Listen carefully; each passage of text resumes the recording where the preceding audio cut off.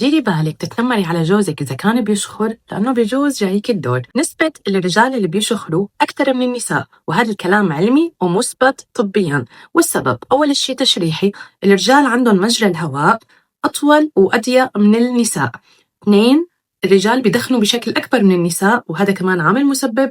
3، توزع الدهون عند الرجال بيكون أكثر حول الرقبة، وبتهتز هي الدهون أثناء التنفس، وكمان بتسبب عنا شخير. رابع سبب هو هرموني، هرمونات الإستروجين والبروجسترون عند النساء بتساعد على فتح الطريق التنفسي وبتمنع حدوث الشخير. أما بعد انقطاع الدورة الشهرية بتزداد نسبة الشخير عند النساء وبتصير مقاربة للنسبة عند الرجال. فإذا كنتي عم تتنمري على جوزك بتسجلي له صوت شخيره، بس تكبري بجوز تنعكس الآية.